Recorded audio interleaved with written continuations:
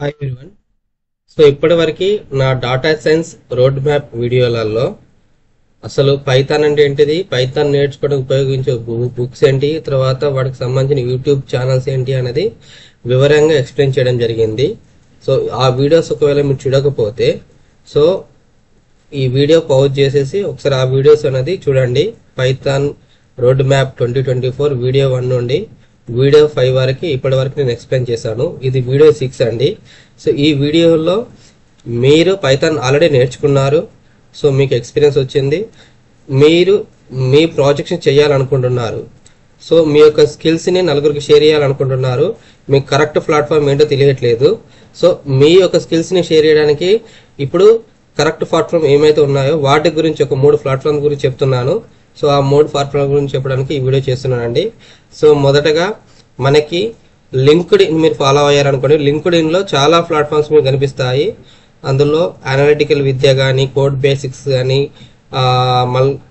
Malware సంస్థ ఏదో ఉంది పేరు, అదొకటి. ఇలా డిఫరెంట్ ప్లాట్ఫామ్స్ ఎప్పటికప్పుడు ఈవెంట్స్ కండక్ట్ చేసుకుంటూ ఆ ఈవెంట్స్ కండక్ట్ చేసిన సంబంధించింది రిజల్ట్ అనేది కూడా పబ్లిష్ చేస్తూ ఉంటారు. మీకు పాయింట్స్ ఇవ్వడం జరుగుతుంది, తర్వాత ప్రైజ్ మనీ కూడా ఇవ్వడం జరుగుతుంది. అంతేకాకుండా క్యాగిల్ అనేది ఒకటి లార్జ్ కాంపిటీషన్ అండి. ఇది డేటా సైన్స్ సంబంధించింది. చాలా మంది గురువు అంటారు. సో దాంట్లో మంచి స్కోర్ వచ్చిందంటే మంచి జాబ్ వస్తుందని కూడా చెప్తారు. ఇలా మనకి లింక్స్ ఉన్నాయి. సో ఒక్కొక్క లింక్స్ గురించి నేను మీకు చెప్తాను ఇప్పుడు ముందుగా. So first of all analytical Vidya. So ఈ అనలిటికల్ విద్యకు సంబంధించింది నేను లింక్డ్ ఇన్ పోస్ట్ ద్వారా తెలుసుకుందే. సో రీసెంట్గా మనకి వరల్డ్ కప్ జరిగింది కదా. సో వరల్డ్ కప్ జరిగినప్పుడు వాళ్ళు కొన్ని hackathon, data science hackathon competitions conduct చేయడం జరిగింది. సో 2 హ్యాకథాన్లలో నేను పార్టిసిపేట్ చేశానండి. సో ఆ 2 హ్యాకథాన్కి సంబంధించిన దాంట్లో కూడా పైథాన్ మిషన్ లెర్నింగ్ ద్వారా prediction. So India versus Australia క్రికెట్కి సంబంధించిన హ్యాకథాన్ ఒకటి, India versus Pakistan cricket hackathon ఒకటి. ఈ 2 హ్యాకథాన్కి సంబంధించిన ప్రాజెక్ట్స్ నేను చేసి సబ్మిట్ చేయడం జరిగింది. సో ఇందులో ఫస్ట్ టైం నాకు హ్యాకథాన్లో పార్టిసిపేట్ చేసిన నాలెడ్జ్ లేదు. సో నాకు తెలిసిన వేలో నేను పార్టిసిపేట్ చేసి నా రిజల్ట్ సబ్మిట్ చేశాను. సబ్మిట్ చేసిన తర్వాత సో నాకు వచ్చిన స్కోరు, సో ఇది మా సబ్మిషన్ సంబంధించింది. అంటే నేను డిఫరెంట్ హ్యాకథాన్కి సంబంధించిన డిఫరెంట్ మెథడ్స్ యూజ్ చేయలేదండి. ఓన్లీ సింగిల్ మెథడ్ యూజ్ చేయడం జరిగింది. ఆ సింగిల్ మెథడ్ యూజ్ చేసేసి దానికి సంబంధించిన స్కోర్ అది ఫైల్ అప్లోడ్ చేయడం జరిగింది. అప్లోడ్ చేసిన తర్వాత నాకు వచ్చిన పబ్లిక్ స్కోర్ వచ్చేసి 17.68. ఇది నాకు వచ్చిన స్కోరు. అదే నా ప్రైవేట్ స్కోర్ వచ్చేసి 28.20. ఇది నా ప్రైవేట్ స్కోర్ అండి. సో సొల్యూషన్ ఫైల్ కూడా ఇందులో ఇవ్వడం జరిగింది, అది అప్లోడ్ చేశాను. అదే లీడర్ బోర్డులోకి వచ్చిన తర్వాత, సో లీడర్ బోర్డులోకి వస్తే నా ర్యాంక్ వచ్చేసి ఇక్కడ ఆల్రెడీ హ్యాకథాన్లో పార్టిసిపేట్ చేసిన వాళ్ళకి ర్యాంక్స్ అండ్ ఫస్ట్ టాప్ 10లో ఉన్న వాళ్ళకి ప్రైజ్ మనీ కూడా ఇస్తా అని చెప్పన్నారు. బట్ ఆ టైంలో మనకు నాలెడ్జ్ లేదు. సో నాది లాస్ట్ అండి, టాప్ టు బాటమ్ నుండి లాస్ట్ పర్సన్ నేను అనుకోవాలి. 101 ర్యాంక్ నాకు వచ్చింది ఆ టైంలో.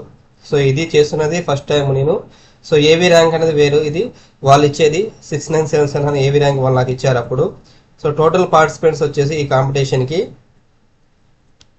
సో పార్టిసిపేట్ చేయడం కూడా గ్రేట్ అని అప్పుడు నేను ఫీల్ అయ్యాను.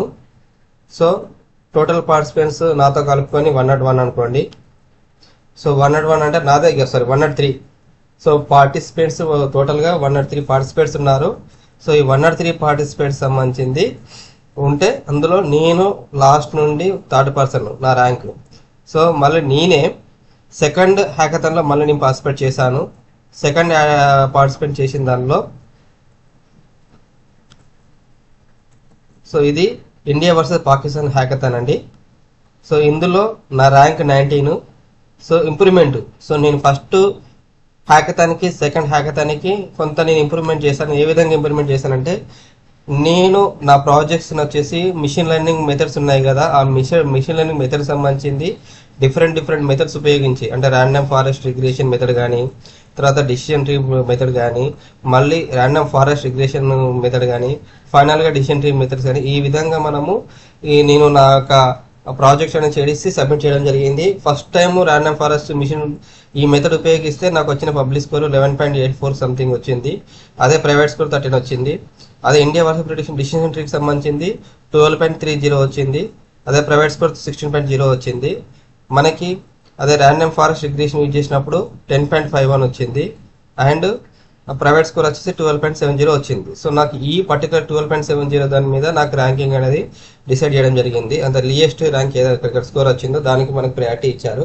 సో దీని ప్రకారం నాకు వచ్చిన ర్యాంకు లీడర్ బోర్డ్లో సో నా ర్యాంక్ వచ్చేసి 99. సో నేను ఫస్ట్ టైం పార్టిసిపేట్ చేసినప్పుడు నాకు వచ్చిన ర్యాంకు 101. బట్ సెకండ్ టైం నేను ఇంప్రూవ్ చేసుకొని చేసిన ర్యాంక్ వచ్చేసి నాకు 99 ర్యాంక్ వచ్చింది. ఓవరాల్ పార్టిసిపేట్స్ వచ్చేసి ఈ దీంట్లో 83 మెంబర్స్ పార్టిసిపేట్ చేశారు. సో ఈ 83 మెంబర్స్ పార్టిసిపేట్ చేసిన దాంట్లో నాకు వచ్చిన rank 19 rank. So AB rank వచ్చేసి ఇంప్రూవ్మెంట్ చేయాలి, అంటే ఇంకా పార్టిసిపేట్ చేస్తే నా ఏబీ ర్యాంక్ అనేది ఇంప్రూవ్ అవుతుంది. So due to busy schedule వల్ల నేను మిగతా హ్యాకథాన్లో పార్టిసిపేట్ చేయలేకపోతున్నాను. సో నెక్స్ట్ టైం ఈ డాటా సైన్స్ ప్రజెంట్ హ్యాకథాన్ వచ్చేసి డాటా సైన్స్ బ్లాగథాన్ సంబంధించింది రన్ అవుతున్నాయి. మీరు ఒకవేళ కోర్స్ నేర్చుకున్న వాళ్ళు మీరు పార్టిసిపేట్ చేయాలంటే అనలిటికల్ విద్యలో రిజిస్ట్రేషన్ చేసుకొని వాళ్ళు ఏదైతే హ్యాకథాన్స్ కండక్ట్ చేస్తున్నారో ఆ హ్యాకథాన్స్లో మీరు పార్టిసిపేట్ చేసి మీ స్కోర్స్ అనేది ఇంప్రూవ్ చేసుకోవచ్చు. ఓకే, ఇది వన్ ఆఫ్ ద ఒక ఎగ్జాంపుల్ అండి హ్యాకథాన్కి సంబంధించింది. 2 కోడ్ బేసిస్ వాళ్ళది. సో కోడ్ బేసిస్ వాళ్ళు కూడా ఎప్పటికప్పుడు ఈవెంట్స్ కండక్ట్ చేస్తారు వాళ్ళది. సో ఆ ఈవెంట్ సంబంధించింది మనకి లిస్ట్ అనేది ప్రజెంట్ 10th ఈవెంట్ ఒక రన్ అవుతుంది కమింగ్ సంబంధించింది.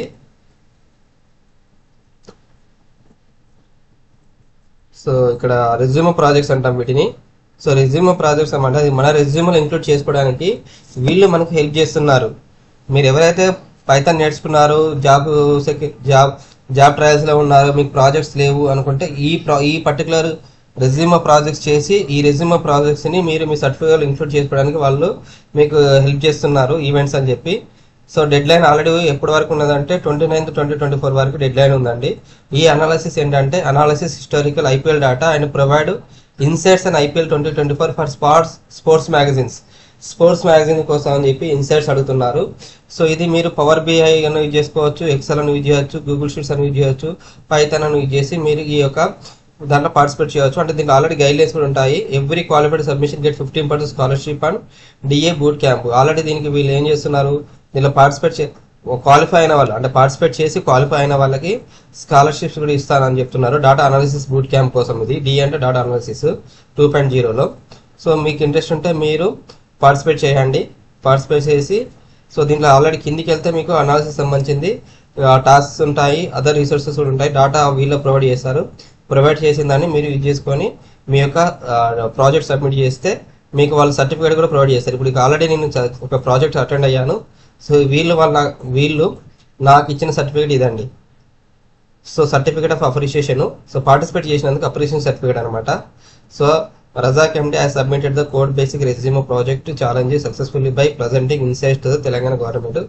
Challenge name analysis growth and present insight to the Telangana government. నాకు ఇచ్చిన సర్టిఫికేట్ అండి ఇది. సో దానికి సంబంధించిన యూజర్ ఐడి ఇది. So founder so and so వాళ్ళనమాట. సో దీన్ని మీరు మీ లింక్డ్ఇన్లో కూడా పోస్ట్ చేసుకోవచ్చు, మీ రెజ్యూమ్లో కూడా అప్లోడ్ చేసుకోవచ్చు. ఇది క్యాగిల్ సార్ కోడ్ బేసిస్ వాళ్ళది. So next Kaggle. సో నా నెక్స్ట్ గోల్ ఏంటంటే నేను కాంపిటీషన్స్ ఈ క్యాగిల్లో కాంపిటీషన్లో పార్టిసిపేట్ చేయాలనుకుంటున్నాను. సో క్యాగిల్ కాంపిటీషన్స్ కూడా రెగ్యులర్గా మనకి దీంట్లో వీళ్ళు లిస్ట్ ఇస్తారు. దీంట్లో కూడా స్కోర్ ఉంటుంది మనకి.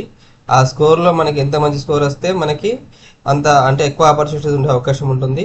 సో ఇట్లా మీరు ఇవే కాకుండా ఇంకా లింక్డ్ఇన్ సోషల్ మీడియాలో మీరు ఫాలో అవుతూ ఉన్నారనుకోండి, ఈ మీరు నేర్చుకున్న కోర్సుకు సంబంధించింది ప్రాజెక్ట్స్ అనేది చేసి ఆ ప్రాజెక్ట్ సబ్మిట్ చేసి వచ్చిన స్కోర్ని మీరు రెజ్యూమ్లో ఇంక్లూడ్ చేసుకుంటే మీకు జాబ్ పొందడానికి అవకాశం ఎక్కువగా. సో ఈ వీడియోస్ మీకు నచ్చితే లైక్ చేయండి, షేర్ చేయండి అండ్ సబ్స్క్రైబ్ చేసుకోండి. Thank you to all.